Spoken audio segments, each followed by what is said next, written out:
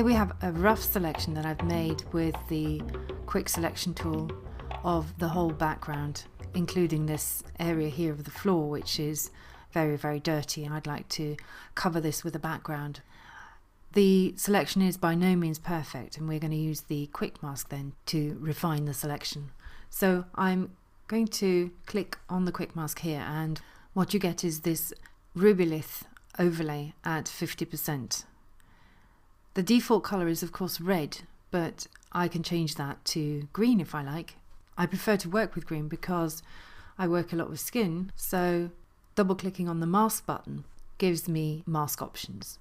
So clicking once on the color, all I need to do there is press 0 straight away, highlight the green, 255 in the green, and OK that. That gives me a green color. Pressing OK takes me out of the Quickmask, so I have to press Q to get in there again.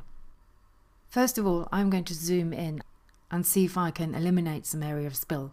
So I'm going to take the brush tool and actually making sure here that I take quite a hard brush and just making sure that the opacity and flow are both at 100. I'm sampling the green, just alt clicking or option clicking on the green.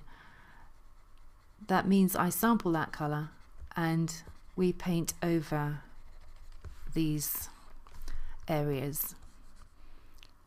Having now filled in the missing bits, I'm going to soften the edges a bit. Filter, blur, and Gaussian blur. First I want to blur it for the edges of the face and the sharp edges. I'm going to press 2 and move the dialog away to see the edges here. Well, it looks pretty good on 2. I think maybe we can get away with 1.8 here. Now I'm going to set the source for the history brush and then blur.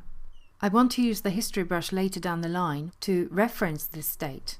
So I'm going to collapse the history there and do a further blur. As you can see, this blur was not enough for the edge of the jacket. So going filter blur again and Gaussian blur, and much stronger this time. I think I'm going to go about 8. And this of course is going to blur the mask of the whole image. Obviously it does not blur the image itself. You're in a different dimension at the moment. So go ahead with that. And now when we go back here, you can see that that has softened up the edges here too much. So I've pressed Y to get the history brush, and I'm bringing back these edges here, all of these edges here at 100%. In fact, I can just zoom out a bit and make the brush really quite big. I can now skim it along the edge of the top of the jacket to just bring a little bit of that sharpness back here, but not too much. All of these things will be refined further if needs be in the layer mask that we're actually going to use in the end. Another thing that I often use in masks is a gradient. In this image there's really no need to put a background on the top part of the image, so I'm going to economize a little bit here. I'm going to press D to reset my swatches and going to the gradient tool, making sure that the gradient is here on the second gradient and on linear. I'm going to use the foreground color as black. That's what I've already set, and pulling the gradient to about here.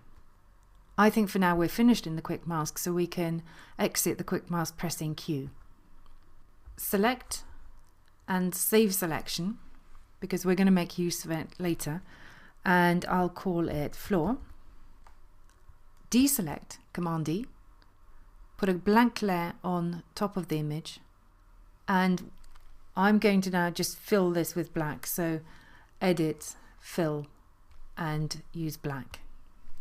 We can now load the selection, so either select and load selection and choose floor, or we can just simply hold down the Command key and click on the floor in the channels panel here. Then we're ready to put a layer mask on the layer 1, which is our black background. So all you need to do there is just click on the mask button, and this adds a layer mask here. This mask corresponds completely to the selection that you made and saved. Now let's have a look at it. As you can see here, the edges are a little bit too strong. You've got some haloing going on here, so we need to tighten in those edges.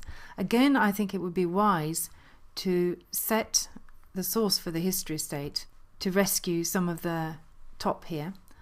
And before you go to the filter that I'm going to use, check that you do have a frame around the mask. That means the mask is active. So we go to filter, other. In this case, we go to maximum.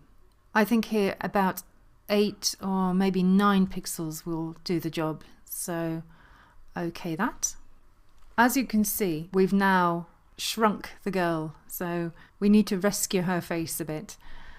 I'm using the history brush again, making sure that the settings here are on 100% opacity and flow, and all I need to do is paint back these areas and just try and make a nice transition here on the edges.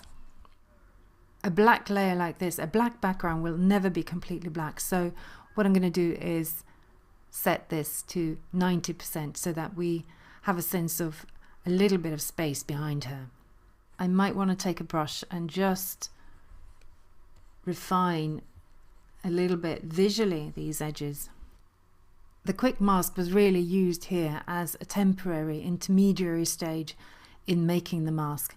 I wouldn't have absolutely needed to use it, but it's useful because you can see the underlying image as you work with it, and I prefer to work with the green as opposed to the rubylith overlay. You can in fact now look at your mask using the little eye here and check whether you've got any missing bits and fix those. And that's it for the Quickmask.